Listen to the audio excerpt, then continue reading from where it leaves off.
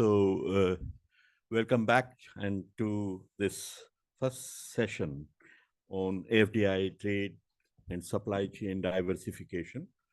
Uh, I think the context for this discussion has already been set very well in the opening speeches of His Excellency Mr. Sungo and His Excellency Mr. Amit Kumar and the opening remarks of Dr. Kwon. I think we all agree that the potential of India-Korea economic partnership is immense and it remains underutilized, underexploited, untapped. And we should look at where is the potential and why it is not being fully exploited. So this session hopefully will throw some light on this. And so there are four interventions or presentations in this session. One on India-Korea economic cooperation trends and challenges by my colleagues, Dr. Reggie Joseph and Dr. Rama Arun Kumar. Then there is a presentation on prospects of India-Korea cooperation in GVCs by Dr. Danish Hashim, who heads the GVC, FDI, and MNCs section of Confederation of Indian Industry. And then we have a presentation by Dr. Park on building resilient auto supply chains through cooperation with India. And then Dr. Cho from KIET coming in to present Korea-India SEPA upgradation and beyond, Korea-India version of ISET. So with that, let me go straight to our presenters and then we open up for discussion. So Reggie, you have the floor.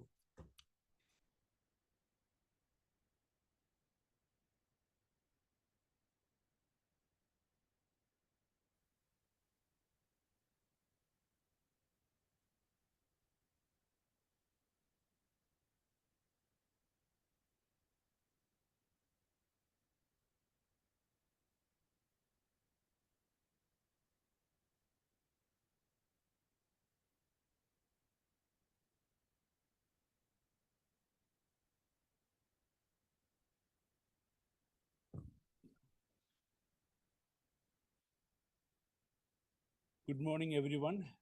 Today we are going to discuss with you some of the key findings from a study that I am doing with my colleague, Dr. Rama Arun Kumar. It's on deepening India-Korea economic cooperation. So before coming to the trends and challenges, let me give you a very brief background of the India-Korea bilateral relations. So India-Korea relations gained considerable momentum since the 90s. Three factors contributed to this. The first one, the Cold War that prevented both the countries from coming together, ended with the disintegration of Soviet Union. The economic reforms introduced in India since 1991 that included the liberalization of foreign direct investment. It removed a major structural barrier facing Korean enterprises in investing in India. And third, the convergence in the foreign policies of both the countries.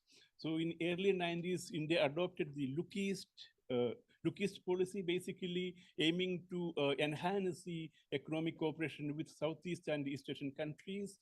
At the same time, the Korea also adopted the Senkweha policy aimed at enhancing Korea's foreign outreach. And the first prime minister from India to visit Korea was Mr. P.V. Narasimha Rao in 1993. One of the key objectives of his visit was to invite Korean investments into India. After a few years, Korean president visited India and he proposed an economic partnership framework to take advantage of the complementarities of the two economies. And what we see in the 90s, especially the second half of 90s, leading Korean firms coming to India, Samsung, Daewoo, Hyundai, LG. So if we take that decade, Korean investments into India accounted for about 4% of India's FDI, quite substantial. And again, what we see is that there is a steady enhancement of this relationship between the two countries. When the Korean president visited India in 2014, he proposed establishing a joint study group, and Professor Nagesh Kumar was a part of that study group. It was based on the recommendations of this study group that the Comprehensive Economic Partnership Agreement between both the countries was signed in 2009, which came into force in 2010. And further, the bilateral relation between the two countries was further elevated to a higher pedestal during the visit of Indian Prime Minister Mr. Narendra Modi to Korea in 2015. So that time it was elevated to a special strategic partnership. And in 2017, Korea elevated India's status in Korean foreign policy with that of its traditional partners like US, China, Japan. So what we see is that the bilateral relations going deeper and wider. But now in the morning, we listened to the emerging global scenario, the supply chain diversification efforts, and increasingly, we see national security considerations becoming an important aspect of a country's foreign policy. So if we look at the globalization trends in the 90s and 2000s, what we find is that East Asia was a major hub of this globalization. When we consider trade in parts, components, and intermediate goods, and these regions' global value chains are largely centered around China, and Korea's economic growth heavily relied on its involvement in these regional networks. So Korea began its investment in 1992. Within one decade, China became the main destination for Korean outward FDI, and by 2003, China had become Korea's largest trade partner. But now the recent evidence suggests that there's a major shift in this trend. To give a few examples, China's share in Korea's total exports dropped from 26% in 2020 to 20% in 2023. Similarly, Korean FDI to China declined 78%. It's a very substantial decline in 2023 as compared to the previous year. So many scholars suggest that Korea and China economic relationship is undergoing a structural change due to China's rise in the value chains, increased competition posed by Chinese firms to Korean firms, and geopolitical tension between US and Korea. So now if we consider India, so we heard India is the fastest growing major economy. It is fifth largest now. It is set to become third largest in the next couple of years. And as Professor Nagesh Kumar was indicating, increasing the share of manufacturing sector in India's GDP is a major consideration for government of India because it has to meet various developmental objectives such as creating more job opportunities. So Make in India scheme was launched in 2014, and the PLI scheme, the production linked incentive scheme, was launched in 2020, covering 14 sectors. And these incentives is valued around US $24 billion. So with the emphasis on advancing the manufacturing sector, young labor force, and cost advantages, India is positioning itself as an ideal partner for supply chain diversification strategies. So now we have a context in which both the countries need to deepen their economic partnership. To do that, we need to identify how we can enhance or deepen the partnership. So as a first step, so we need to look into what is the impact of SEPA. Okay, so then we can identify what are the issues. So this agreement In this agreement, India committed to reduce or eliminate tariffs of 85% of the tariff lines at HS 8-digit level. Similarly, Korea committed to tariff elimination and reduction of about 93% of tariff lines at the HS 10-digit level. And it also has an investment chapter assuring investors of both countries protection of their investments. So from after this SEPA was signed, from India, the expectation was that India would be able to export more into Korea and more Korean investments will come into India. So now let us see what has happened. So now I would invite my colleague to take over.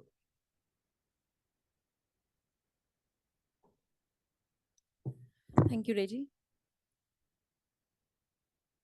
So before starting on the assessment, there are some key features of foreign trade that we can already see between India and Korea.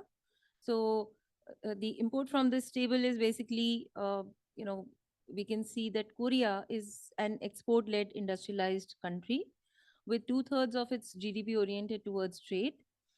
And the trade is mostly of nature of exports being medium to high technology goods, while India's exports are mostly resource based and primary products.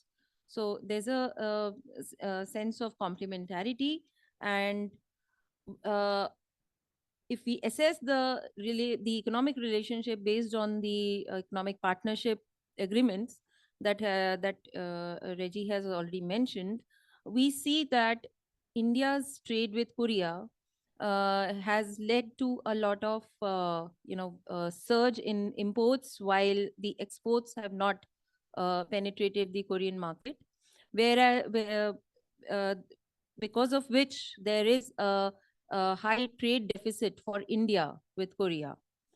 If we look at the share of Korea in India's exports, it's very low, and the share of India's imports is quite high, higher than that of exports, both of which have remained, stagnant. So, the export share has increased slightly over a period of time. Import share has increased slightly over a period of time, but the export share has remained low and it has also declined. So that is where we, are right now.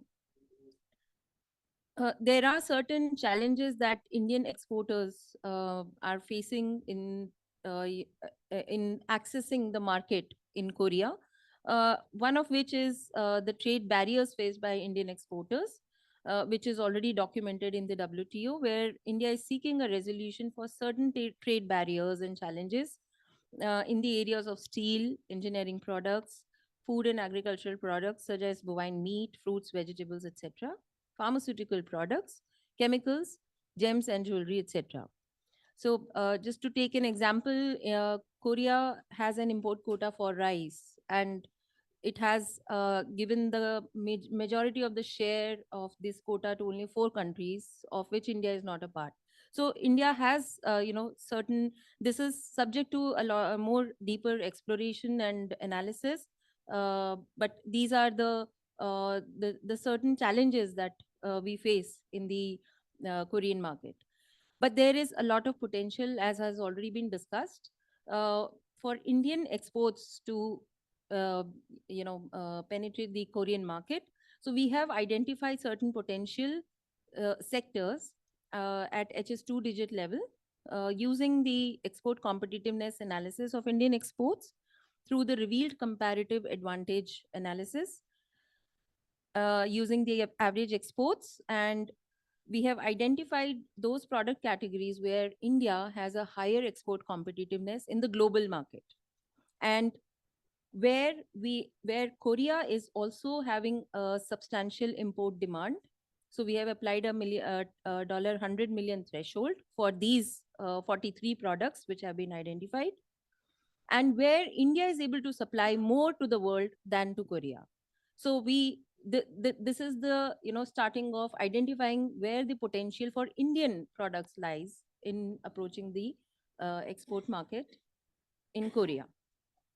So these have been identified as the products which are 17 in number. So a varied array of products that have been identified where India can actually explore further uh, uh, sort of access into the Korean market, given the challenges and the trade barriers that need to be analyzed and explored more. So on the investment part, I would call upon my colleague to discuss further. So as I earlier said, so one of the expectations of India was that more and more Korean investments will come into India. But what we find is that after the 90s, the Korean investment has not been significant at all.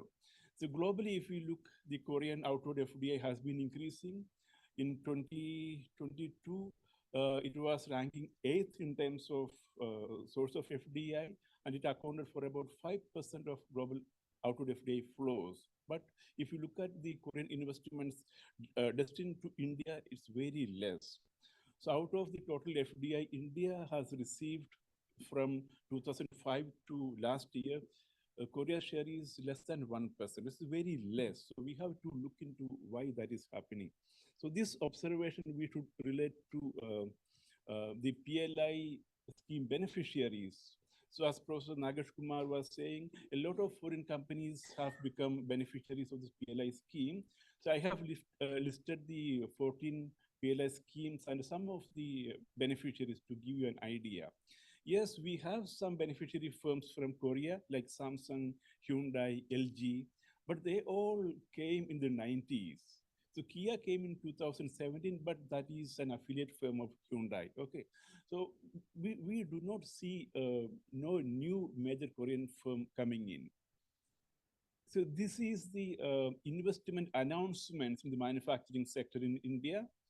So what we see is there is a hike, especially after 2021.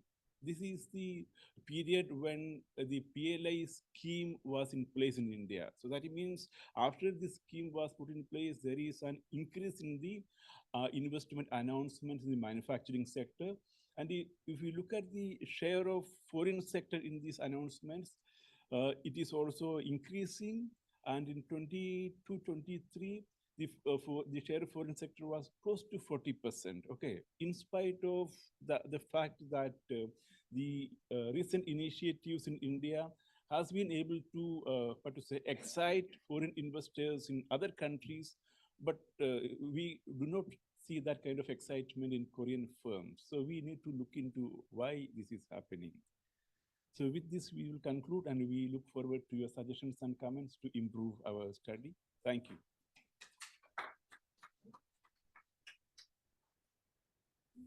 So thank you very much, Reggie and Rama.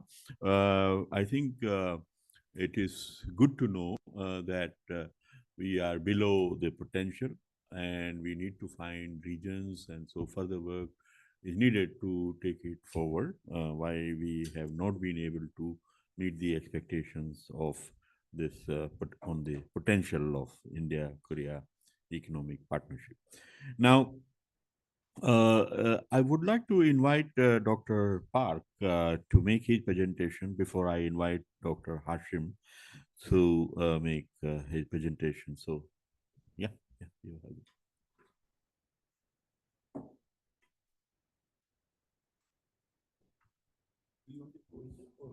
Yeah.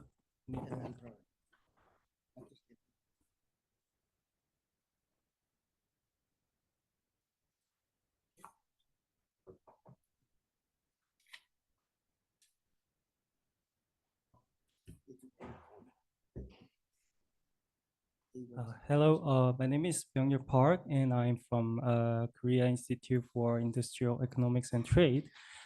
Today, I would like to give a presentation for building resilient automotive supply chains through cooperation with India. Okay, so as we all know, there have been a growing demand for supply chain stability. So ongoing tensions between the United States and China and conflict between Russia and Ukraine have highlighted the need for Korean companies to secure stable supply chains. So in 2022, the United States introduced the Chips and Science Act and the Inflation Reduction Act. So they aimed at restructuring supply chains for semiconductors and batteries and electric vehicles to reduce their reliance on China. So initially, Hyundai was disqualified from United States subsidies. So it causes a temporary decrease in the market share in the United States.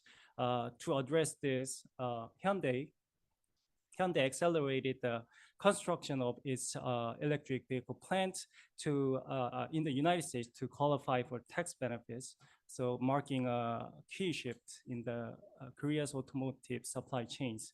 So on the other hand, in response to United States sanctions, China has tightened their control over minerals, which are critical to automotive industry.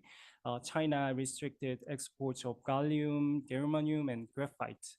Also, due to Russia-Ukraine war, the prices of essential material for electric batteries, such as lithium and nickel, have surged sharply. So all these moves have had a significant impact on Korea's automotive supply chains. So in particular, the United States centered restructuring has actually boosted Korean exports. So this is mainly because the ongoing tensions between United States and China and disruptions caused by pandemic created a supply shortage in the United States automotive market. So this shortage increased demand for Korean-made vehicles. Also, the establishment of production plants in the United States further increased auto parts exports. Conversely, the decision by Hyundai and Kia to stop production in China significantly reduced auto parts export to China. On the other hand, Korea's dependence on China for automotive imports has been growing rapidly, especially in auto parts. So back in 2000, Korea imported about 30 million worth of Chinese auto parts. However, by 2023, these imports surged to a record high of $2.8 billion. Despite the implementation of IRA in 2022. So as a result, China's share in Korea's auto parts imports skyrocketed from about 2% in 2000 to about 40% in 2023, surpassing Japan as the largest supplier. So consequently, Korea's trade balance with China in auto parts shifted from a surplus to a deficit in 2020, with a record of 1.5 billion trade deficit by 2023. So looking ahead, with tensions between these two countries expected to continue, the blustification of global supply chains between these two superpowers will likely become more pronounced. So this places Korea's heavy reliance on China for auto parts at a significant risk. And also it underscores the urgent need to diversify its supply chain to ensure stability. And this is a supply chain for internal combustion engine vehicles for Korea. And so you can see that the China plays a dominant role in the supply chains for auto parts and vehicle motors. And this is a supply chain for electric vehicles. So Korea's electric vehicle supply chain mirrors that of the traditional ICE vehicles, with the country relying heavily on Germany and the United States for finished vehicle, while sourcing most parts from China. Okay. So now let's shift our focus to the current issues in the Korean automobile industry. So first major issue would be the exposure to risk in the Chinese auto parts supply chain. Despite the rising tensions, China's automotive industry continues to grow rapidly. So in 2023, vehicle production and sales exceeded $30 million, 30 million units, with about 4.9 million units of export, making it the world's largest vehicle exporter. And also, China's auto parts sector is also expanding. The industry expected to reach about $820 billion by 2024.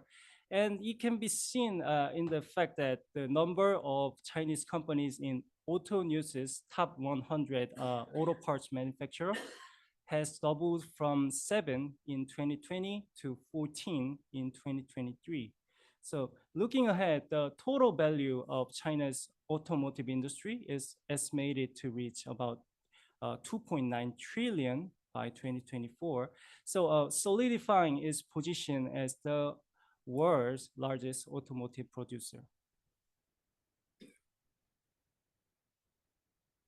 However, this growth comes with heightened risk. So the overall risk in China's automotive industry is expected to rise through 2028, especially in auto parts manufacturing sector, where Korea is heavily dependent. So given this reliance, this rising risk could pose serious challenges to Korea's automotive supply chain. So this would be the first issue. And second one, the potential for conflict arising from Korea's expanding trade surpluses. So Korea's automotive trade surplus has grown significantly. The surplus for finished vehicles rose from $13 billion in 2000 to a record of $55 billion in 2023, while auto parts jumped from 600 million to 16 billion over the same period. So the United States is the Korea's largest contributor to this surplus. For about 20 years, the trade surplus for finished vehicles increased nearly 6 times, and the surplus in auto parts also grew like 30-fold. And in addition, trade surpluses have also risen among major trading partners, including India. So at the same time, the growing global protectionism is raising concerns. Countries are increasingly protecting their domestic industries, especially after disruptions by COVID-19, tensions between like two countries, United States and China, and Russia-Ukraine war. So this trend is leading to a formation of economic blocs. So since 2022, trade between these blocs has dropped by 12%, and foreign direct investment has fallen by 20%, while within bloc trade is increased. So the ongoing intensification of tensions between United States and China is likely to further deepen protectionist practices such as reciprocal tariffs and universal baseline tariffs. So for Korea, which relies heavily on imports of raw materials to produce intermediate or final goods, so these trends pose significant economic challenges. That means Korea is again in the situation where it urgently needs to develop strategies to deal with these challenges and adapt to shifting global trade dynamics. Sorry.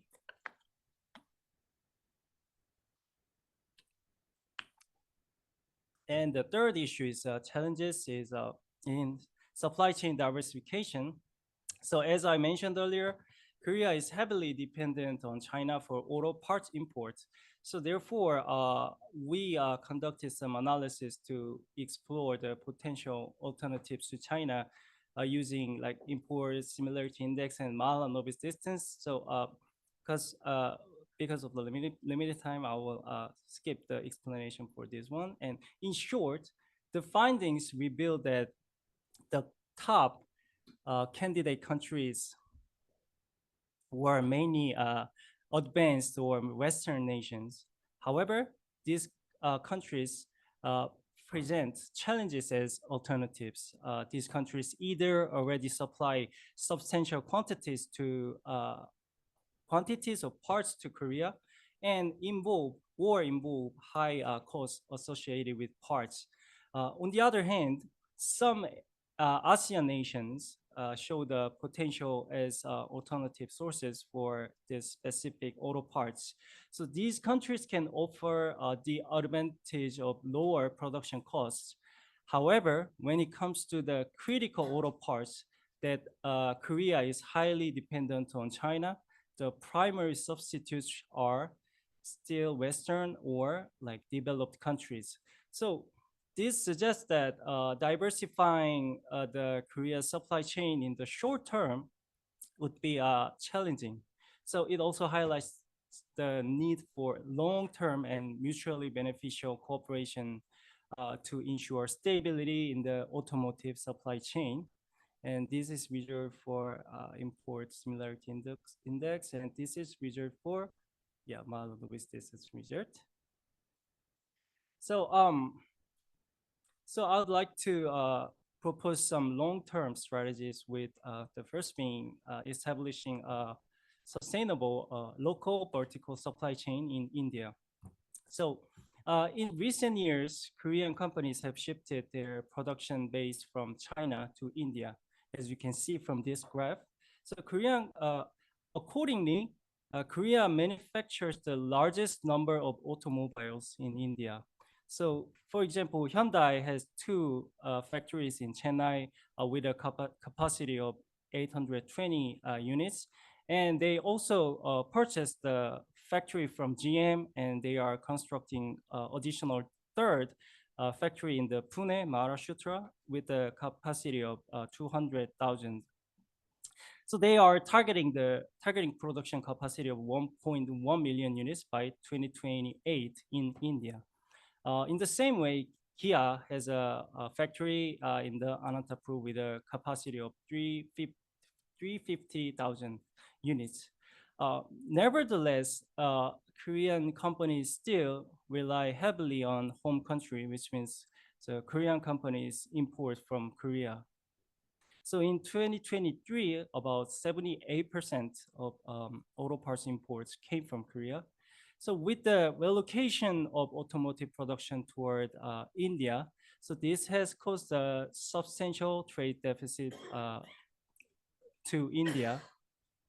So considering that India's main challenge is addressing its trade deficit, so it suggests that mutually beneficial cooperation is essential between the Korea and India. So we can consider establishing vertical automotive supply chains in India. So this means that encouraging Korean parts manufacturers to set up production facilities in India and ultimately transferring production of some parts to local companies to help foster automotive industry, aligning with the industrial policies of India.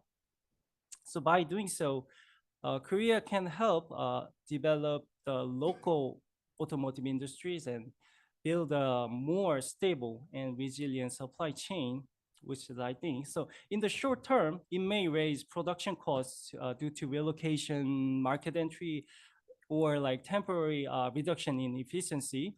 However, in the long term, I believe it will help Korea mitigate long-term risks such as trade disputes, tariff increases, or import restrictions, while contributing to the growth of India's automotive industry.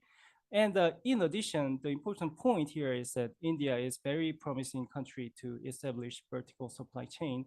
As you can see from this table, so compared to major ASEAN countries, India offers strong economic potential, solid industrial capabilities, and efficient government, and etc. So, and yeah, second strategy is enhancing participation in local supply chains. Many Korean auto parts companies in India currently mostly focus on supplying Hyundai and Kia Motors. So it means that they are quite vulnerable to disruptions such as declining demand or potential political instability. So to mitigate these risks, Korean auto parts companies in India should diversify their customer base and engage with local supply chains. So this approach will not only lower their risk exposure, but also enhance the long-term sustainability in India. In particular, supporting secondary and lower tier suppliers is crucial, as they are often the most vulnerable to supply chain disruptions. So by supporting them to cooperate with local companies in India, SMEs, which means sorry, secondary and lower tier suppliers can strengthen their supply chain resilience. So in sum, enhancing local supply chain participation would strengthen the long-term sustainability of Korean companies, and the diversification will improve resilience and bolsters the foundation of Korean automotive systems, ecosystems in India. In the long term, it also will help mature the entire automotive ecosystem in India, and ultimately, sorry, result in an enhancement of the competitiveness of Korean automobiles. And excuse me.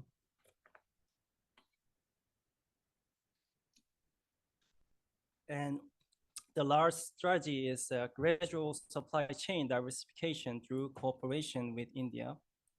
So to diversify the auto parts supply chain for Korea, it is essential to identify suppliers that can match China's price and quality. So India can offer viable alternatives with average hourly wages being less than 1/6 of China's, making them cost effective. However, challenges remain. Indian auto parts are often viewed as lower quality due to less skilled labor, with labor productivity lagging behind China. So these quality gaps suggest that replacing China in auto parts market will require time and effort. So therefore, long-term cooperation is essential to support India's growth as a competitive supplier. So to do so, supporting capacity building in India through training and technology transfer will help develop high quality products. In the long term, strengthening Indian local companies will enable Korea to diversify the supply chain, and at the same time contribute to the growth of Indian automotive industry. And this concludes my presentation. Thank you.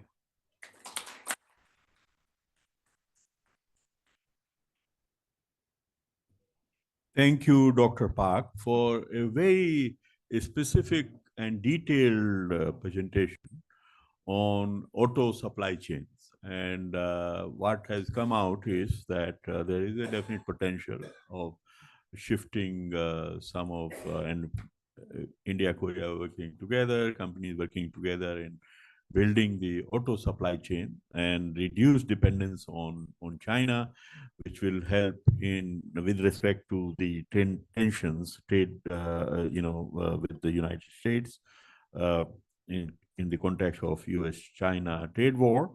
And I like the word you use, symbiosis kind of relationship, symbiotic relationship and partnership is what we need to develop. And I think this is very interesting, and similar kind of exercises in different sectors we need to work out and see the potential. So with that, let me turn to Dr. Danish Hassan. Are you ready? Yes. Go ahead. Over to you. Yes, sir. Yeah, me too.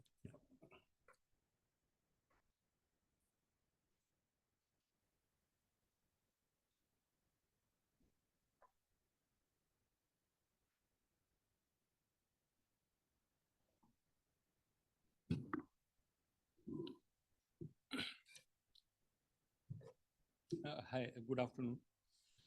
First of all, thank you so much, Dr. Nagesh Kumar, for inviting CII and giving me this opportunity to speak about a very pertinent topic that is global value chain. So, and also because, Korea is emerging to be a very important partner for India, actually, given the kind of complementarity that we have India and Korea. So in this presentation, what we'll do is that we'll just identify, we'll just identify where we are, what are the areas for further, exploration, and also what are the challenges and in which way we can strengthen our economic partnership. So this is about the changing supply chain, especially post COVID and now due to geopolitical tension and number of other factors, like for example, you have change of leadership in US. So all these factors are making countries to rethink about where to actually source from, which are their export market and all that. And in that context, we look at Korea as a very good potential market. So India and Korea are looking at diversifying trade and investment relation between them, with India leveraging its Act East policy that was mentioned earlier, and Republic of Korea, its new Southern policy. So what has happened is that we signed CEPA in 2009, and thereafter it was implemented in 2010, and thereafter what we saw was that there was a surge in trade relationship between India and Korea, and it has been going up. And recently, in 2023, it touched a figure of 28 billion US dollar. And 13 billion of say bilateral investment, India and Korea combined. And that's a very good progress in my view. And we are actually taking the trade figure to somewhere around $50 billion by 2030. And I have no doubt that we should be able to reach there.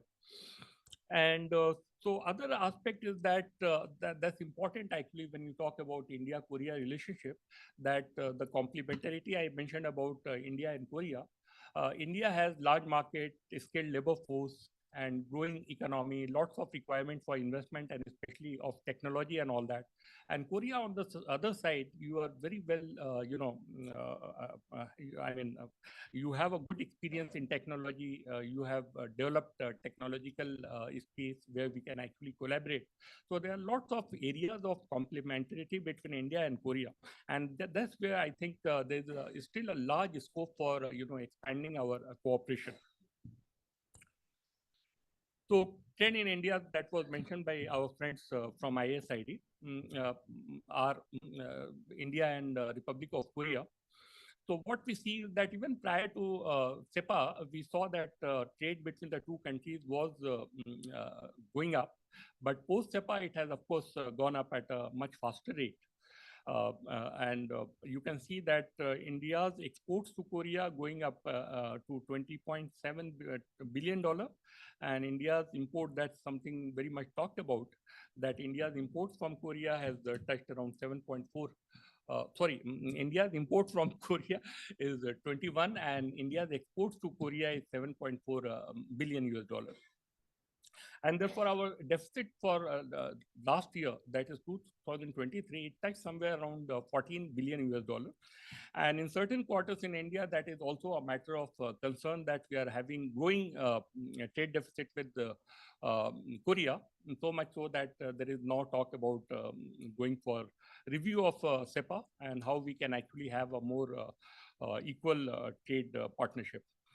And on the right-hand side, we have just shown how trade deficit for India has been increasing over the last few years, and unfortunately, it has actually assumed a sharp downward trend.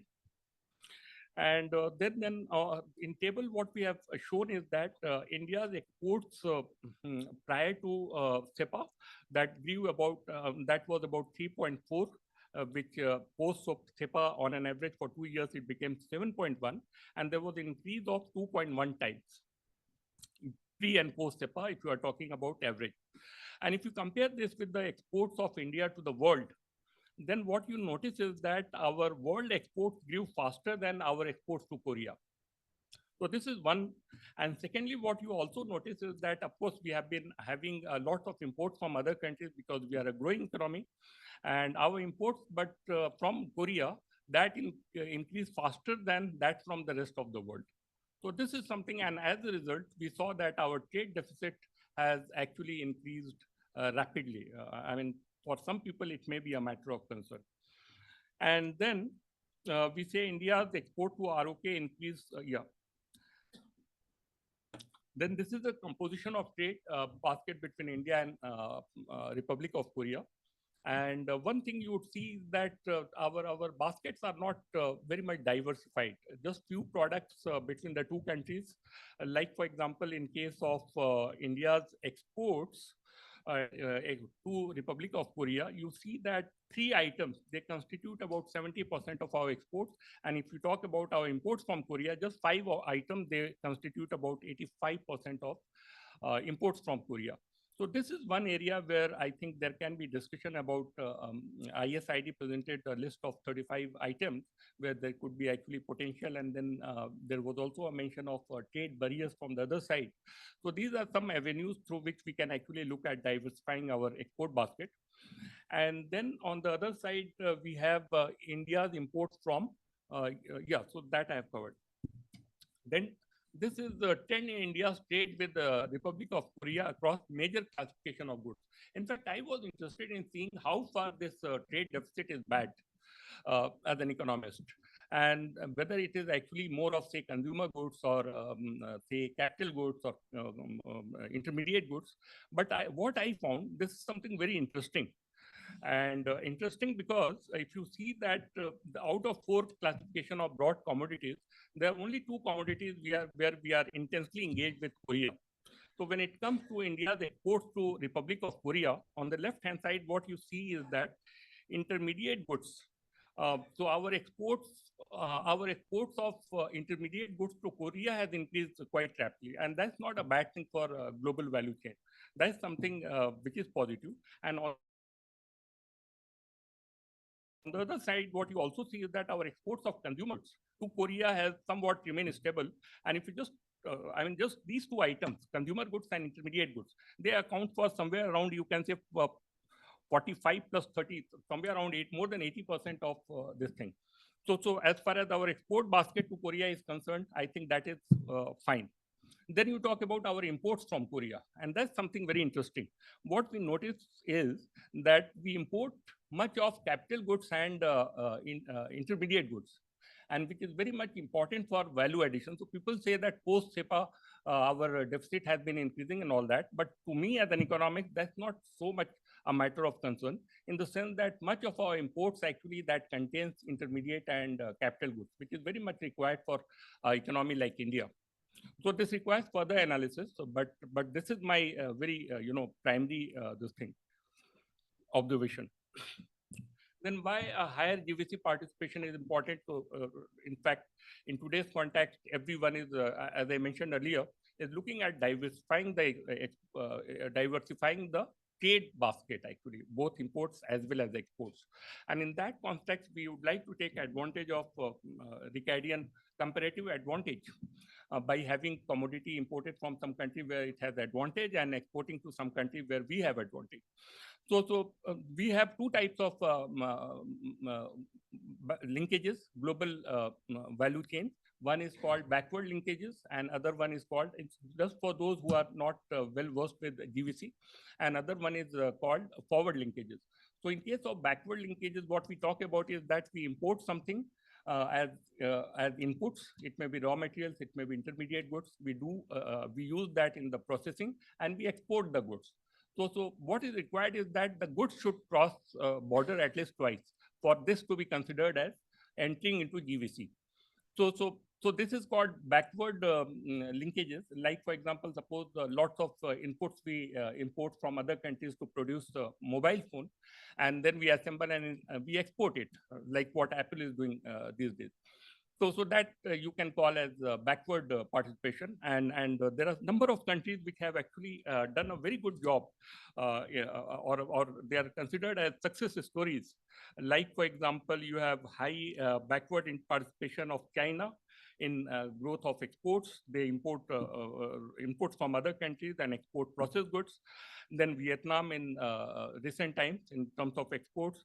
Then you also talk about Bangladesh for textiles. And then, of course, recently, as I earlier mentioned, India for mobile phone. And then, as against this, you have something called forward linkages. So what we do in forward linkages is that you export items which are actually processed in next country, and they are further exported. So in India, what has happened is that we have mostly been, exporting our raw materials and all that, like, for example, cotton to some country, and they will process it, make textile, and they will export. And there's other countries which actually export, like, for example, Korea, for instance, they would export more high-tech product to India. We use that, like, for example, making what you call mobile phone, and this is further exported.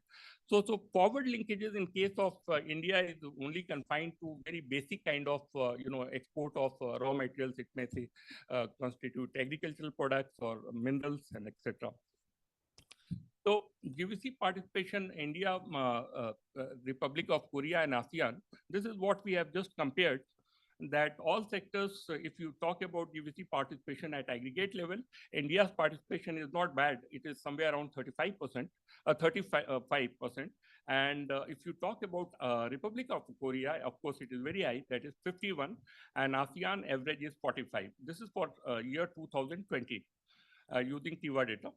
And so agriculture, of course, our integration in global value chain is weak, and that is reflected by figure of 3.1. And if you see that figure for Korea, it is 19.3, very high and very good. And then let's focus on manufacturing. So in case of manufacturing, we are not that bad. We are at 37, but Korea is here 50.6, which is a very good number. And so that is higher than the ASEAN average. Then you talk about backward linkages. So backward linkages for any developing economy, I think backward linkage is something that we should begin with. And there what we have seen is that Korea as well as India in manufacturing, they have been doing quite well. Like, for example, if you see the column of manufacturing, India's backward linkage is the extent of 27, and that is compared with 33%, 33 for Korea. So that's good, and that average is 34 for ASEAN as a whole. Then we talk about services, one other important aspect where we have a lot of potential. So in case of services, you see that India has a number of 8.2 backward linkages, and here Korea has 75. Not surprisingly, Korea would have much of say import of services. And then we talk about forward linkages. So in case of forward linkages, again, what happens is that our total gross value GVC is actually equally divided between forward and backward linkages, 17.2 and 17.7. So here what you see is that our participation of manufacturing in forward linkages is just 9.5, whereas that for Republic of Korea is 17.4, and that average for ASEAN is somewhere around 10.6. Then we talk about GVC trend in select sectors. We have just picked up some sectors, how we are doing over the last, I think starting 2000, and especially post 2010. And we have picked up textile and chemicals on the first sheet. So what we see is that as far as forward linkages are concerned, in case of textiles and leather, forward linkages are very low, and it has been declining. for both the countries, India as well as Korea. That's something one needs to actually think about. Like, for example, it may be due to the fact that we are using more of cotton ourselves, more of leather ourselves, and engaging less in exports. Similarly, if you talk about backward linkages, both India and Korea are doing well. Of course, Korea is much higher than India, but good thing is that the trend is going up as far as backward linkages are concerned, and that's good for a country like India, where we need to actually create mass employment. Then you talk about chemicals. So in chemicals, what has happened is that forward linkages are low for both the countries, India as well as Korea. And it has remained stagnant for last few years. And then if you talk about backward linkages in chemicals, so it reached peak somewhere around, say, 2011 around, and thereafter it has started declining. But good thing is that the figure continues to remain high, and that actually is good for overall value addition in both the countries. Then we have DVC trend in computer electronics, the most important one. And here is not surprising. On the left-hand side, what you see, the forward linkage of Korea, that is very high. And India, not only high, it is going up actually. Forward linkages. What it means is that they are exporting their, like we import a lot of intermediate goods from Korea, assemble it, export and all that. So I mean, forward linkage in case of Korea is high. And as far as India is concerned, we have to do a lot of catching up as far as I think the kind of investment we are making through PLI, I think that should actually reverse the trend sooner or later. And then we have electronics backward linkages. Backward linkages, as I mentioned, the case of Apple. So there, again, we have started doing very well. And this is one area we are actually catching up with Korea. Very rapidly. And the difference between Korea and India is actually narrowing, and not surprisingly. Then we talk about transport equipment. Transport equipment, you can see, again, it is not that high, but Korea is going up continuously, and India is also showing upward movement as far as transport equipment is concerned. And then you have transport equipment backward linkages. So both India as well as Korea, they are doing very well, very high, but this trend has started declining over the last maybe 5-10 years, and that's something we need to think how we can possibly reverse it. Then this is trade. It was mentioned already. So combined trade that has come, and it was also mentioned that we still do not have enough FDI from Korea. But cumulative figure as of now is about $8 billion. And our investment, India's investment in Korea is the tune of $5.2 billion till now. So these are the sectors that are mentioned. Some of major companies operating in Republic, these Indian companies operating in Korea who have made investments. So we have mentioned about Novelis, Tata Motors, Nakhoda Limited, Mahindra and Mahindra, Creative Plastics, Indian IT companies, Tata Consultancy Services, etc. So this is the magnitude of investment they have made in Korea. Then on the other side, some major Korean companies operating in India. So this is what we have.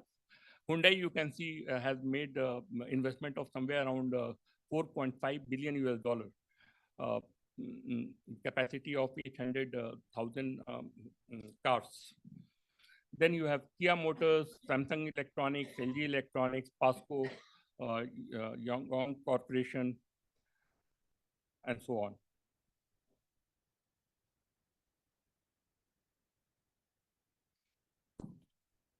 Some key aspects of collaboration, much talked about areas, not new. So one is IT and electronics. Of course, given the kind of advantage Korea has, we would like to have larger collaboration with, especially in semiconductors areas and other microelectronics. There's a lot of scope for greater participation between India and Korea. And then telecom sector, Korean companies are already operating here. and maybe they could consider being part of Make in India initiative and start, producing those equipments here in India itself. Then energy, India is actually looking forward to going for a sustainable energy solution. And here there is the possibility of collaboration in hydrocarbon, renewable energy, and some other areas. And then textile and leather, of course, India has a good potential, and China and Korea is actually being, is considered for high level technology. So there could be a possibility of collaboration in textile and leather. And similarly for biotechnology and pharmaceutical, and of course, infrastructure is our main stay here in India. We are planning to invest some 1 lakh crore on investment on infrastructure. I think that there is again a lot of actually possibility for investment. Key policy suggestions, review SEPA to address India's concern of burgeoning trade deficit, especially it was mentioned that there are some areas of trade barriers. If that can be resolved, at least deficit, I don't think that can be removed. At least we can have some moderation. And then exploring diversifying the baskets, ISID presented the potential products that could be considered. And so there's definitely a need for exploring how we can actually diversify the basket.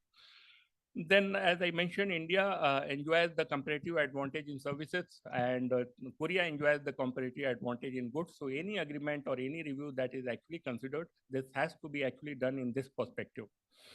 And then we talk about India has a scope for greater participation in Korea's services sector. That is one of the areas I think where we have to have a serious discussion with Korea for larger, access in healthcare and IT services. And then need for enhanced cooperation for Korea in technology transfer and research and development, especially electronics and renewable energy. And another point that I came across was that about 88% of Korean subsidiaries in India are wholly owned, and few joint ventures, mostly among Korean companies, are undertaken. Unlike what happens in case of Japan, they usually do the joint ventures with Indian companies. So I guess that is one area where Korean companies could be encouraged to actually have more of joint ventures with Indian companies. And lastly, need for greater mutual recognition, MRA, of product standards, qualification, and certification to address the non-tariff barriers on either side of the borders. So with that, I come to conclusion of this. Thank you so much. Thank you very much, Danish, for this very detailed presentation. I think you have brought out so many issues in a very comprehensive manner, and concluded with some very sort of key suggestions for taking the partnership forward in the context of SEPA review. We could look at some of these issues, and also how we can address the trade barriers, diversify the areas of our trade, and so far we have heard 3 presentations or complementing each other. I mean, we are looking at different aspects of the Korea-India economic partnership, and I think this is a very good beginning for our partnership between ISID and KIET. Now, I turn to the Dr. Chong-jae Cho, who is actually based in New Delhi and heading the KIEP. KIEP is a sister organization of KIET, and so he's heading that office in New Delhi. So we'll have a presentation by Dr. Cho. Thank you, Chair. Yeah, please go ahead. I'm very pleased to be here, and also,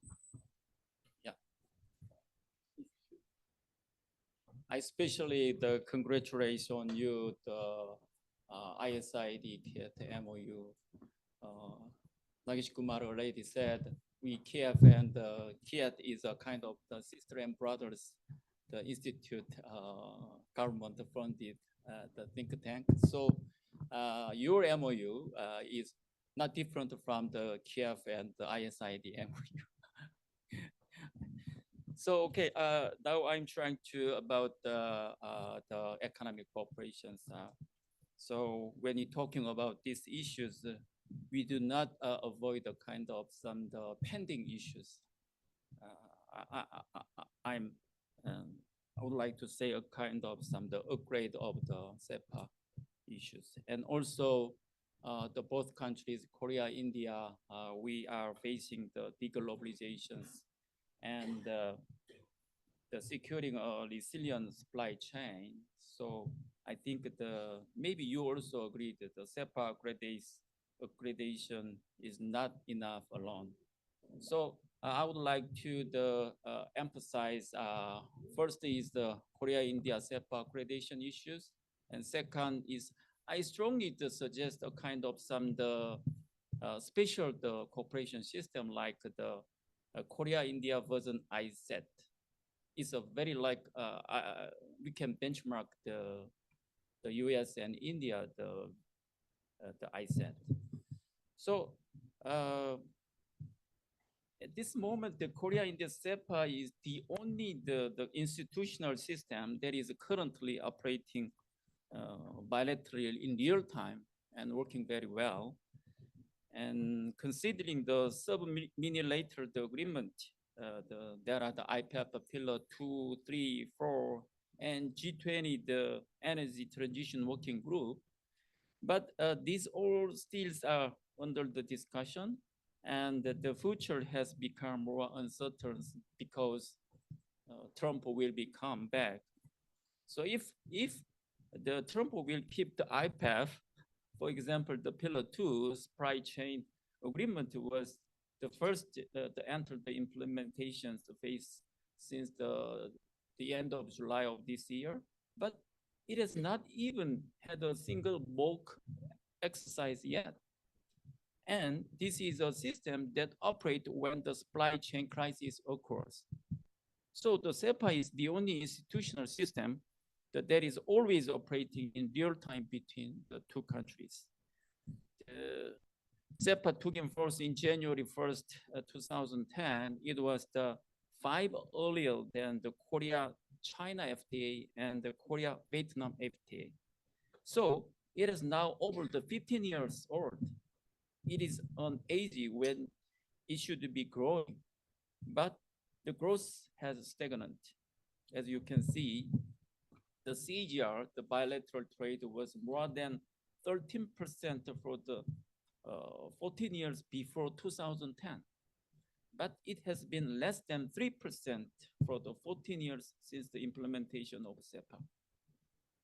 We already see the two presentations between both trade. The 2023, the trade peaked to the more than the $27 billion. But 2023, the trade volume decreased less than 25. And I already checked before to join these seminars. By the November, the trade volume is less than 23 billions. So the trade target of $40 billion by 2015 agreed that the 2012 bilateral summit was obviously impossible. And the target, here lady, Dr. Haima showed us, the target of $50 billion by 2030 set when the Korea-India resumed the SEPA accreditation negotiations in 2022 is also very, very difficult to achieve with this growth rate.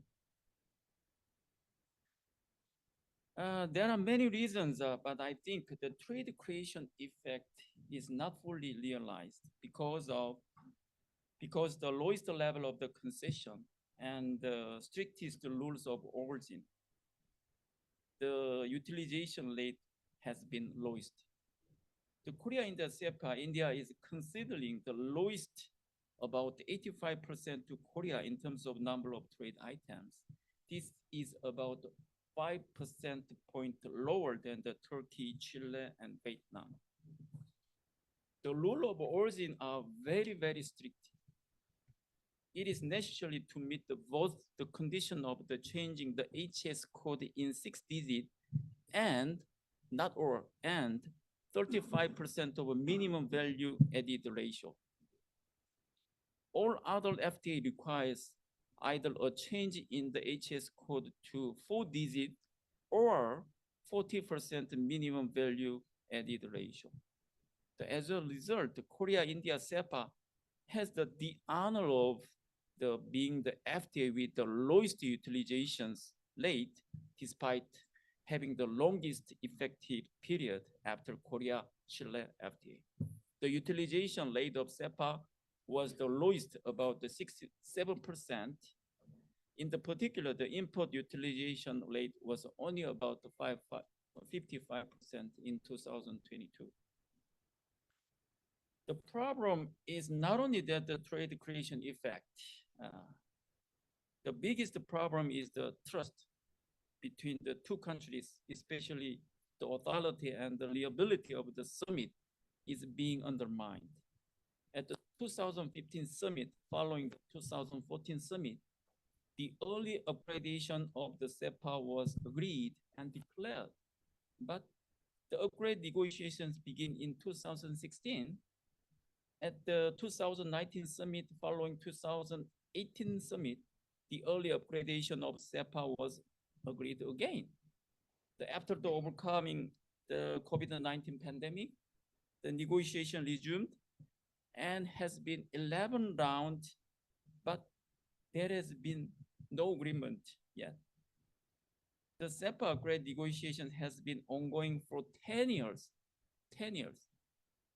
And there is no guarantee that it will be completed until next year.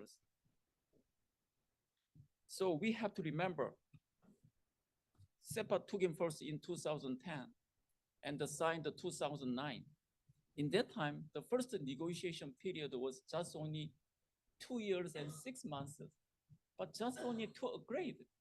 We spent 10 years. It not make sense. It's very, very inefficient and unreasonable. So even if I think that the small deal, we have to upgrade as soon as possible. To this, we have to increase the utilization of SEPA and trade volumes and restore the trust and the authority in economic cooperation between both and the summit. Meanwhile,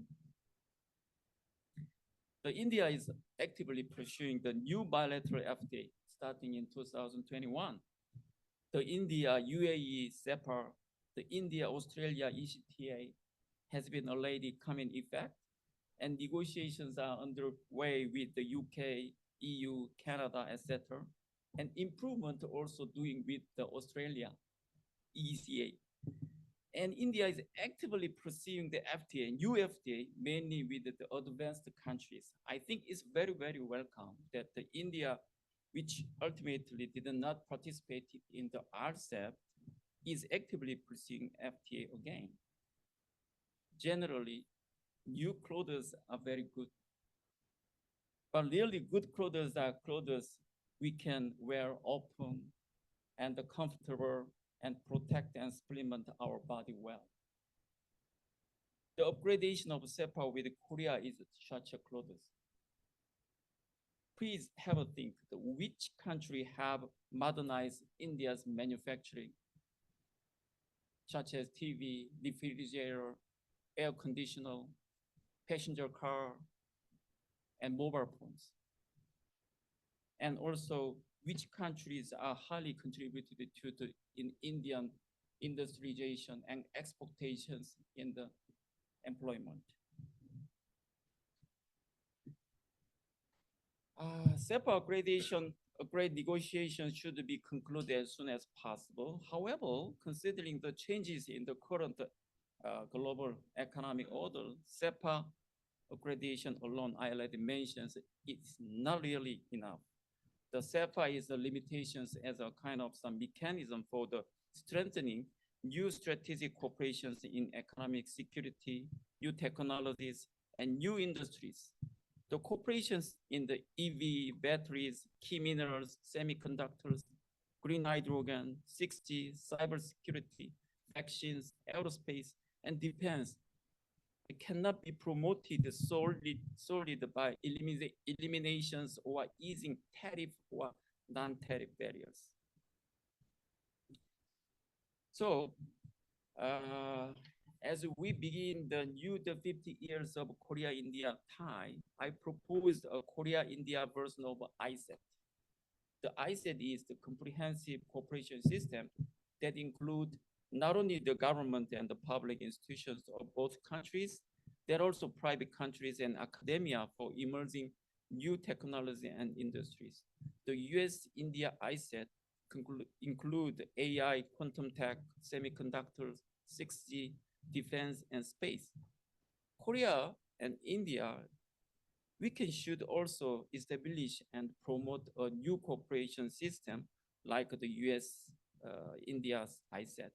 The core cooperation sectors we can newly organized around the new technology and new industries I mentioned before, or they can be organized into 6 areas like the US-India ISET. The US and India are already pursuing more specific cooperations in core minerals, semiconductors, defense, and aerospace. And Korea is competitive in all these 6 sectors. And based on the Korea-India version of ISET, the 2 countries will be able to pursue not only bilateral cooperations, but also trilateral or quadrilateral or quintuple cooperations with the US, Japan, and Australia. There was already a high-level dialogue on critical and emerging technology among 3 countries, Korea, US, India, in Seoul last March this year. To summarize, Korea, India should conclude the SEPA upgrade negotiation as soon as possible. And we have to launch Korea-India version of ISET to strengthen cooperation in new technology and new industries. Through this, the both should move forward for another 50 years relations. To this end, a bilateral annual summit and the minister meeting should be held regularly. A regular one-on-one summit should be held once a year. The leaders of the 2 countries met twice this year, but this was very limited due to the G7 or G20 summits. As far as I know, there has no one-on-one summit between Korea and India since 2019. I think the ambassador have to listen to this. I think the Korea, India, we are in terms of the GDP in Asia, number 3 and 4, and we are also have the potentials. But last 5 years, the summit, there is one-on-one summit is not will be happened. I think it's not make sense. Thank you.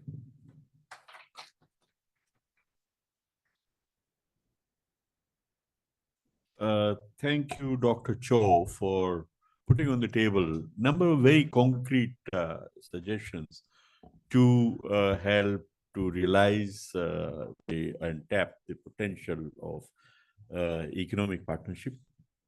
So, conclusion of the upgradation of SEPA is very important, should be done quickly, but going forward, a Korea-India version of ISET is very critical because of this rise of new technologies and green industries, where Korea has the technology and India could benefit from that, and joint production to kind of be competitive for global markets could be an option and could be a result of that.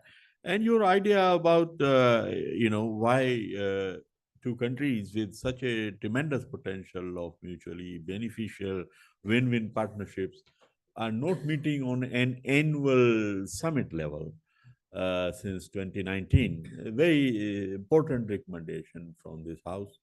I think we should press for this and upgradation of partnership to include ISET. And I also wanted to just flag at this occasion one possible, one more, I mean, in addition to all of these important issues, Japan, in the context of this China plus one restructuring, has created or set up a $2 billion fund to support the diversification and restructuring of supply chains of Japanese companies away from China to either ASEAN countries, and then later on, India was included in the list of countries when they shift or create supply chains in ASEAN countries and India, they will get incentives from that $2 billion fund. I was just thinking aloud, and this is for discussion, whether we should also recommend something like that for Korean government. I mean, Indian government has this PLI scheme already to incentivize localization of production. But to entice and to provoke or stimulate, Korean companies to look at the potential of India, Korean government setting up some incentive fund, that you go to India, you get something, might help to spark that interest. I mean, everyone, all the four presentations suggest that Korean companies have been a bit reluctant or resistant, or some not coming out of their comfort zone to look at the potential of India. Whether you think this could be also one of the recommendations besides all others. So with that, having heard all the four very interesting, very stimulating presentations, I want to throw it open for some discussion, and let's see who wants to go on, because we have some very solid analysis put on the table. So, sir, you would like to maybe start the ball rolling?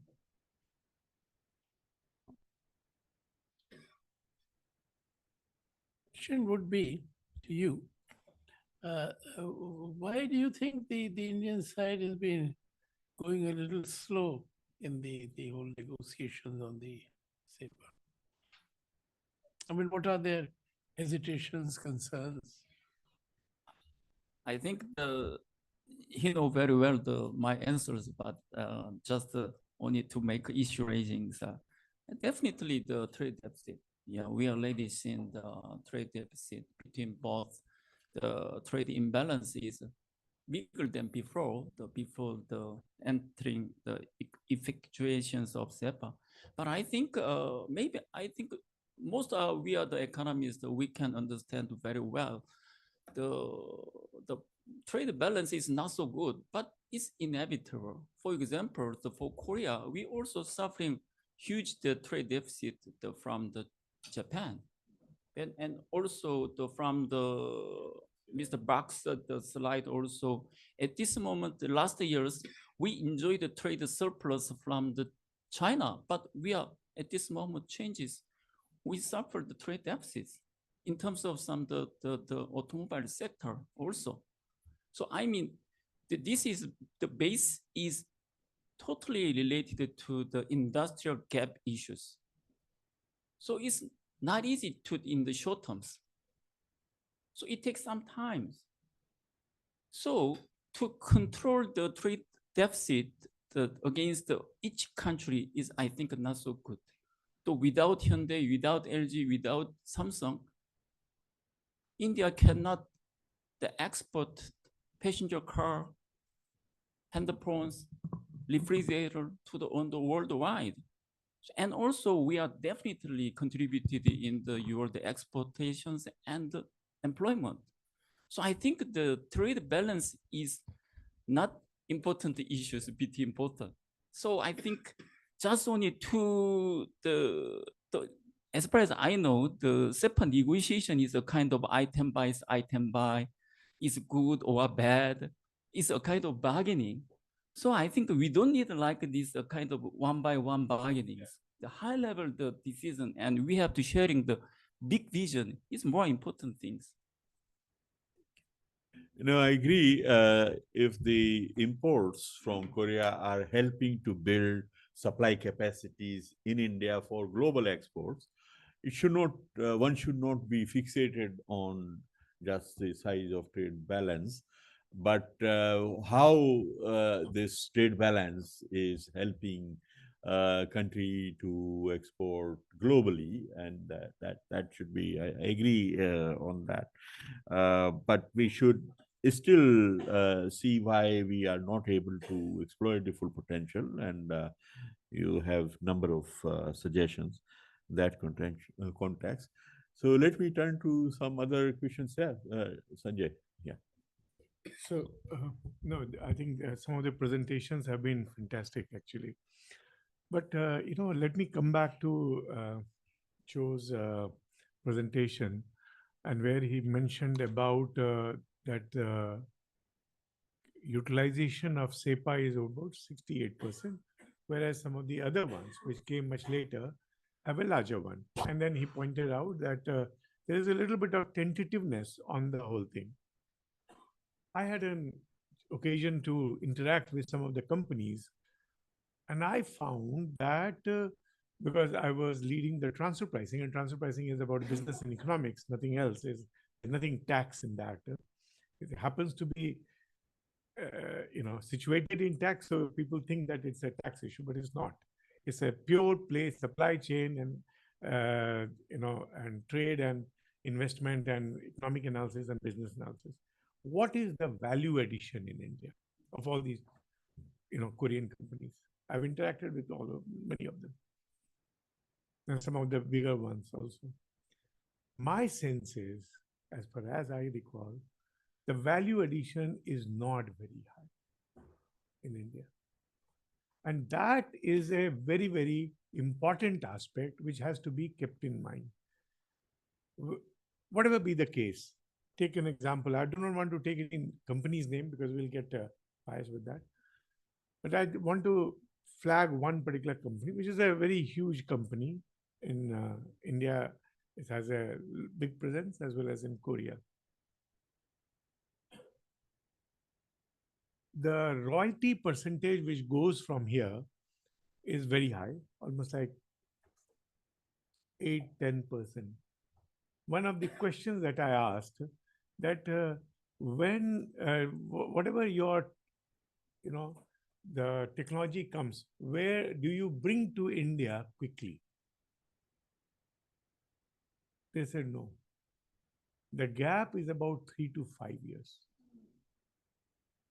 Now, this puts India, despite the numbers being high in terms of the backward integration that you talked about, the products which are coming here is much later, number one. Number two, the value addition is much less, because large part of the Korean companies' R&D happens in Korea.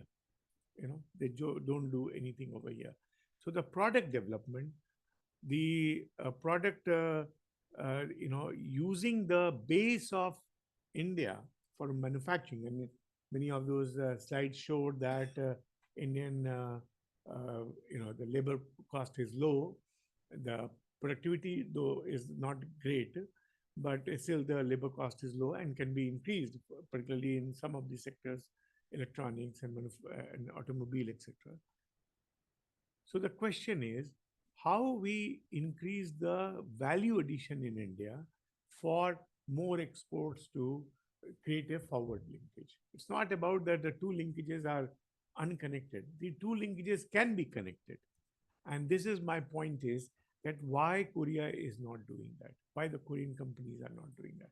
That is one thing, because then the investments become only for the market which is there in India, rather than for the larger, deeper integration and deeper creating deeper manufacturing base.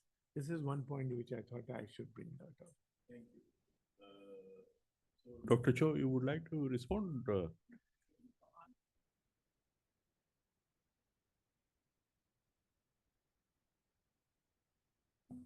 I think that's exactly what I thought. The trade imbalance, that's not much important.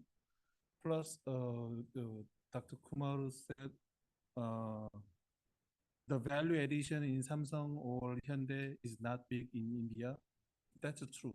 I think that's acceptable. Let me give you an example. In terms of the trade volume, the trade between Korea and Vietnam is the third largest in the perspective of Korea. The trade volume is like 80 US billion dollars and almost 25 billion US dollars of trade surplus in Korea. That's because a lot of Vietnam Samsung purchase intermediate goods from the Korea. And it's the same thing happened LG and SK, something like that. I do believe that like a 27, 20, almost a 30 US billion dollars of trade between India and Korea. We do have like a 10 US billion dollars of trade surplus. That's because Samsung in India, Noida, Samsung in Noida purchase a lot of intermediate goods from the Korea. Yeah, that if we take those kind of things off, then the real trade is not that much. The Korean customers do not purchase Indian products. Indian customers do not much purchase the Korean real products. Then how can we get the value addition? How can we improve our trade? I do believe that we need to have some kind of supply participation. For example, Samsung Noida, Chennai, Hyundai Chennai, they do have their own supply chain, and there is not much of Indian companies participate that chains. There are various reasons. We need to open that.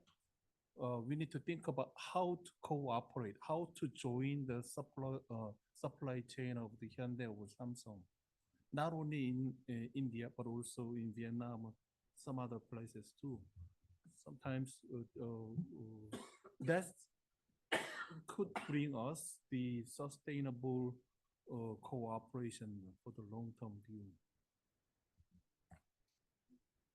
Thank you for flagging this. It's very important to really deepen the supply chains rather than just replicating the Samsung's or Hyundai's supply chains from Korea, but also integrating some Indian companies in their supply chain. That should be the basis for more sustainable partnership. And yeah, interesting. Any others? Yeah, go ahead. Since, as Professor Kim mentioned, and others are also saying that participation of Indian companies in the supply chain of Korean firms is less.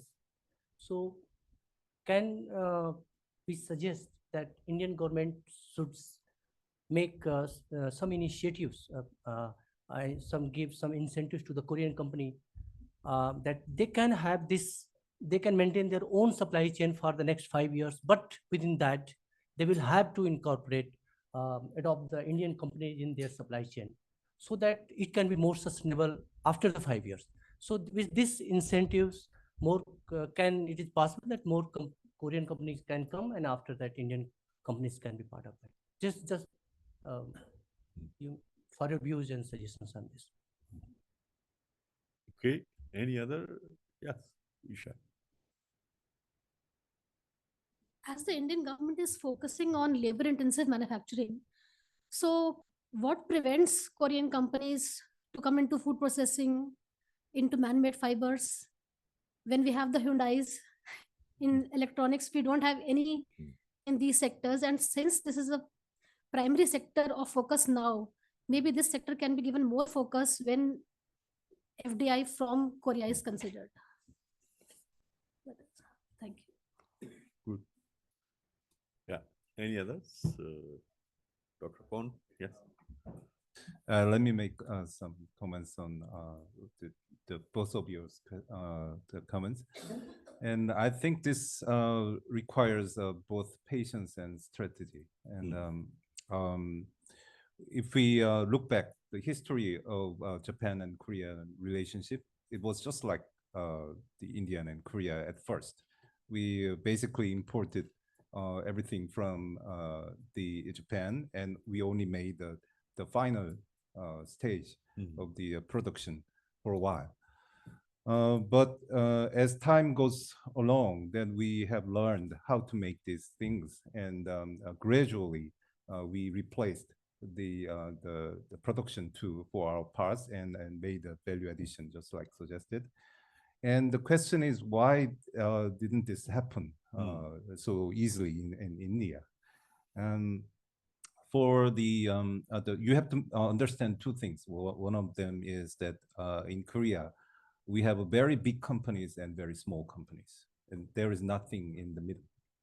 And for the very big companies, they are protecting their the skills, I mean technologies, and very well. It's very hard to learn from them because they are very protected. So you need to learn, if you want to learn something, then you have to learn from the medium-sized companies. And there has been some changes. It used to be the case that when Hyundai or Samsung or those companies invest in the other countries, then the parts, the companies that are making parts are following them, and they are the real the partners that you can learn, I think. But that I don't think that happens a lot in case of India. That contributed to the trade deficit that you are experiencing as well, because Korean companies are simply importing the parts from the home country. And I think some of the incentives will work. And the other thing is the incentive to get these companies, that medium-sized companies, to India. Maybe that will help a lot. And the other thing is these companies are having big troubles, have been having big troubles because of the Chinese auto parts companies. And so they don't have the ability to move into the other countries and follow the biggest companies to make an ecosystem here. So that needs the efforts from both sides, both Indian government and the Korean government, that to help these companies to build some basis in India. And in terms of the other products that you mentioned, that one of the reasons is that there are no big companies in Korea that can handle those kind of products and made investment. And the other thing is this relates to the export from India to Korea as well. And in the morning we said that the Korea and India are very complementary with each other. That is certainly true, but the problem is because we are the country with a very strong manufacturing basis and with the big companies there, our sentiment to the sectors that are weak, which is the primary sector, that makes our protection very high. So that's not just the tariff production, but non-tariff barriers are very high, actually. And that what exemplifies that is the rice, actually. The rice is we don't understand as an economist, there is no reason for us to protect rice, but that's simply politically impossible to open the rice sector. And also there is another example, the milk. The dairy farmers, they are very strong in terms of political position. So there is no way that we can import the milk products. But it is a different story than for the processed products like cheese or the condensed milk, something like that. They can be imported. So you need some strategy to find out which kind of products can be exported to Korea. So that's my suggestions. Yeah. Thank you, Dr. Kon.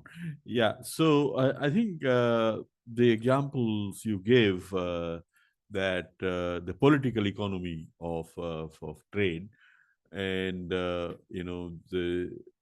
some of the primary sector protection continues. I think that is quite understandable. When you were talking, I was sort of reminded of one of the WTO ministerial conferences in Cancun. There was a big splash of news. We were there in the Cancun, and suddenly there was a news that a Korean farmer committed a suicide, protesting against potential liberalization of agriculture trade. So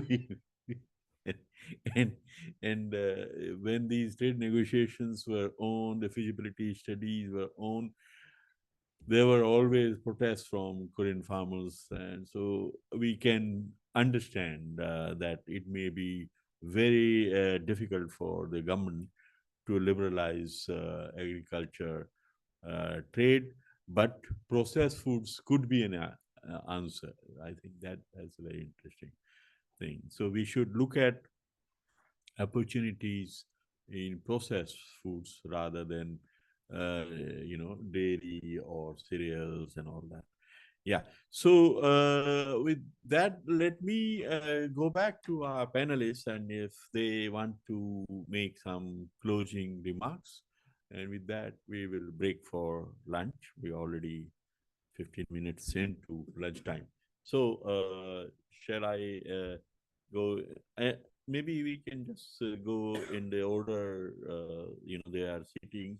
So Dr. Park, Dr. Hashim, Reggie, and Dr. Cho. Yeah, Dr. Park, you want to make any final comments? Yeah.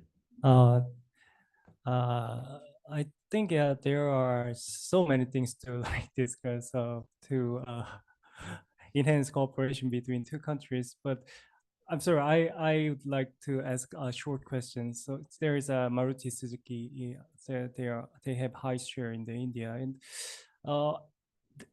data says that they are doing more like localization than Hyundai, but data and real world are different, right? So I was wondering how from Indian side how so Indian people like think of like Japanese companies. They are like doing localization, or they are really are helping India to like grow, or like any like short answer anyone can do. Yeah. In fact, that was exactly my response in mind, but I held it. Maruti did that over a period of time. They develop the products within the country. So the way it does, it's an anchor investor. That was Suzuki to start with. And then they had many of the vendors. From there, they used to procure. And when they have opened in Gujarat, they're doing the same way. In Sanand, they are doing the same way. Few things do come from Suzuki, but largely it is domestically procured. So Maruti is definitely one such big example where from almost next to nil, they have increased the value addition to almost like close to 100. So that's a very good example I had in mind. Can I add something? Yeah, I'm not belong to the Hyundai, but as far as I know, yes, right. Maruti Suzuki has a very long history. The Suzuki is a kind of first the company to enter in India, kind of some modern cars, but But definitely the price of car is definitely cheaper than the Hyundai cars. That means the component is cheaper than the Hyundai's the components. Hyundai used, as far as I know, more qualified and more the expensive parts. For example, the local contents ratio is slightly lower than the Suzuki. The Hyundai, they used the imported steels.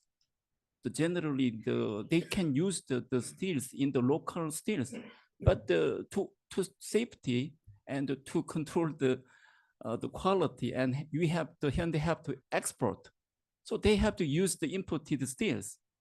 So at this point, very long time ago, I was belong to Daewoo Industries Economy Daewoo Research Institute when I first visited in India, 2008 years back. In that time, Daewoo entered, Hyundai entered. In that time, the main important issue is the same, the steels for the car. In that times, the Tata, Jindals, sale most of the steels. Okay, there's no problem. Within 2 years, we can provide the qualified steels. But still, at this moment, most of some qualified steel we have to import. So at this moment, India is hardly the import from the Korea, and the expensive the steel we have to from the Japan and Korea, and some the standard some locality still have to from the China. So I mean, the India have to more the R&D developed more. So the local continents just don't need to compare the Hyundai and Suzuki. Hyundai can also 100% the local content in here, but Hyundai have to, their strategy, they have to keep their quality. They have to use the more the qualified component, including the steel. That's why difference. No, but I think Suzuki is also exporting 200,000 cars from India.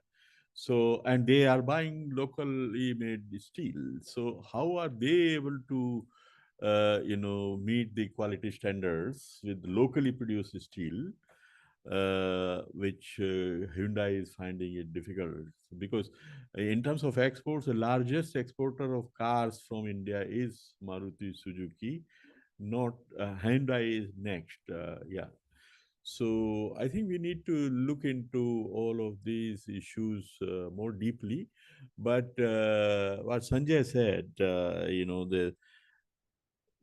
the phage manufacturing program, which was followed by Suzuki to, there was a joke when Suzuki started assembling cars in India that the only Indian content in the Suzuki car first assembled was Indian air in the tires.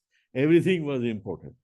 But within 5 years, they brought their vendors from Japan, asked them to set up a local manufacturing in collaboration with local companies.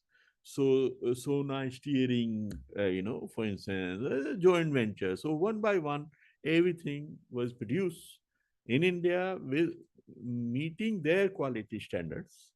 And they then had 95% to 100% local content. But Suzuki is not alone. I was told that Skoda cars, they have the Slavia model and Volkswagen Virtus. They are 95% produced in India. And as a German company, they also are very concerned about quality standards, and they are planning to export from India. Yes. Yeah.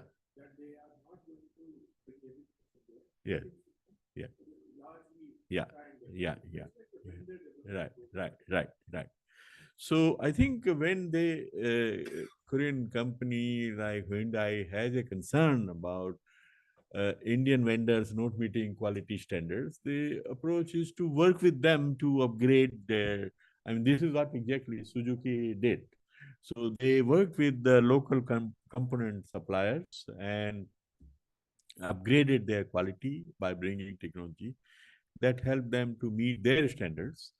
And obviously, they are meeting their global standards because they export cars from India to Japan, which is highly quality conscious market.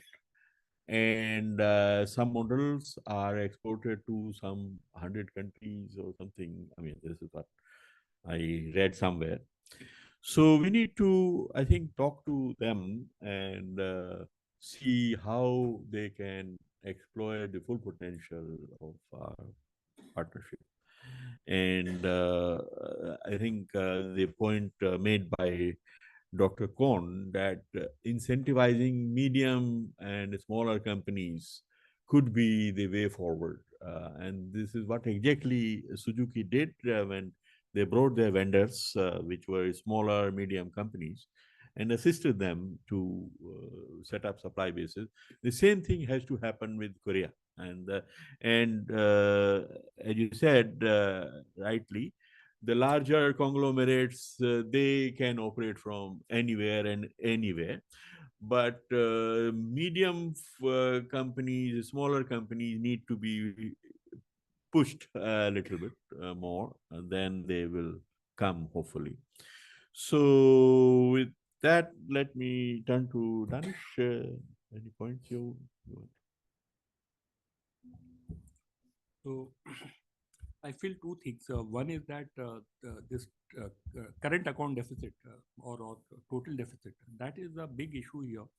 And you don't expect government to move or take extra effort unless that problem is resolved. I understand as an economist that is not an issue because much of our deficit is on account of intermediate and capital goods. But then for a government, it's also, politically pressured. So I think it would be good on the part of Korea to remove obstacles which are actually, coming in the way of export from India. That is one. And secondly, when it comes to investment in India, someone mentioned about why investment is not coming, and that is, of course, is not up to the full potential. So I am also aware that there are lots of ease of doing business issues. No one directly mentioned it, but and that may be a concern, whether say it is about advanced pricing or getting land or getting into dispute or say clearances. All these problems are there. But what also happens is that we have many states, and every state works like a country here in India. So there are some very proactive states, like, for example, Tamil Nadu, for instance, and there are many others. And if you have a direct discussion, dialogue with them, they do have a sort of red carpet welcome, and you can enjoy those benefits. So that apprehension has to go that India is just like some state, there may be a problem. But at the same time, I have found that government is very proactive, even at the center. In terms of facilitating the investment or overcoming some of the issues that you may have. So I think it's a right time to take advantage of these the initiatives being taken in India, like, for example, PLI or other incentives and all that. All the presentations in this session have given a lot of insights into the issues and challenges faced by both countries in realizing the full potential of the economic cooperation between the two countries. I think now the agenda is more clear in front of us, what to do in terms of doing our research and policy advocacy. So I look forward to very meaningful collaboration between ISID and the KIET in terms of taking the research agenda forward. Dr. Cho. I have to say so much, so I want to give you another person. Thank you. So Professor Nagesh has gone to attend a call, so we will break for lunch now, and it's 1:25. We'll try to reassemble by around 2 o'clock. Thank you.